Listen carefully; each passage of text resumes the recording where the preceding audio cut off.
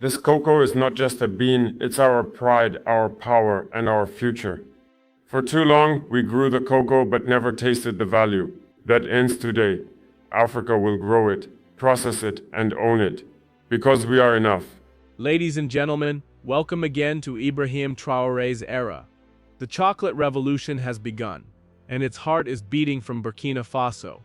What started as a bold idea that Africa should keep the value of what it grows is now becoming reality. Factories are rising, farmers are uniting. Chocolate made in Africa is beginning to fill shelves in cities and villages across the continent. And if things continue on this path, by 2027, African-owned chocolate factories will be everywhere. But how did this movement begin? And why now? For decades, Africa has grown the majority of the world's cocoa, but kept none of the profit. Countries like Côte d'Ivoire, Ghana, Nigeria, and now Burkina Faso have been the backbone of global chocolate. Yet most farmers earned less than $2 a day. Raw cocoa beans left African ports for Europe, where they were processed, packaged, and turned into billion-dollar products. Meanwhile, back in Africa, the hands that grew the beans stayed poor. Many never even tasted chocolate.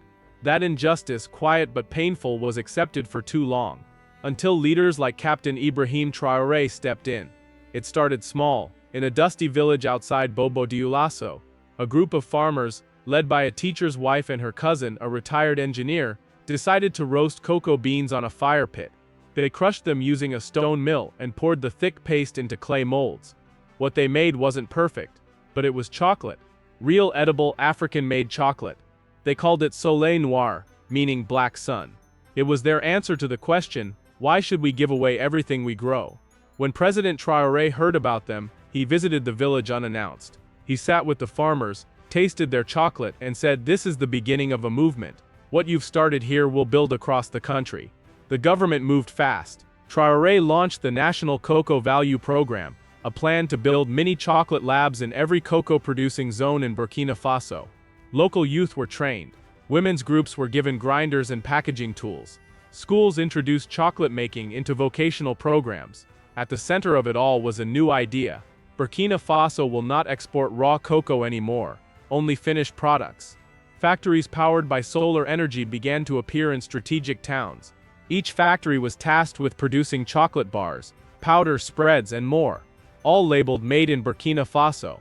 Local markets began selling chocolate wrapped in traditional African fabric.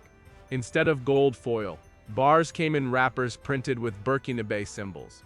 Young children started tasting chocolate for the first time. For many, it felt like magic, not just because of the taste, but because it was theirs. Cocoa farmers who once begged middlemen now became co-owners of cooperatives.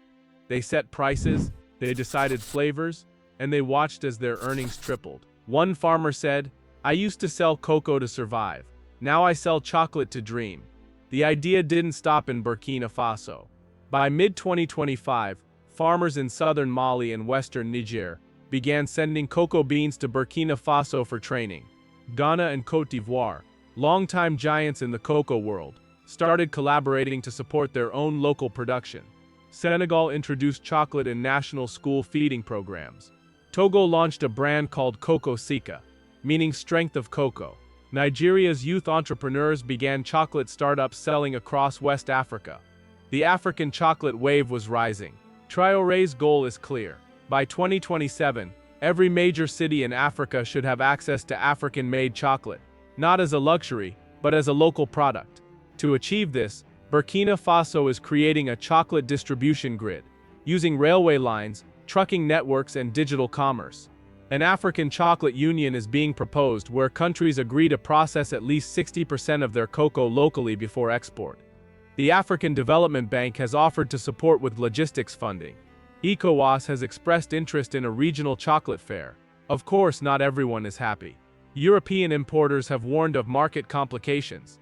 They say African chocolate lacks international standards, but the truth is, they fear competition.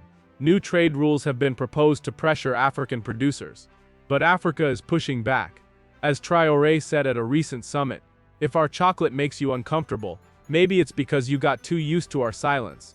In just a few years, Burkina Faso has gone from being ignored in the chocolate industry to leading one of the boldest revolutions in African agriculture. From beans to bars, from exports to excellence, from poverty to purpose. This is not just about sweets. It's about sovereignty. This is Ibrahim Traoré's era.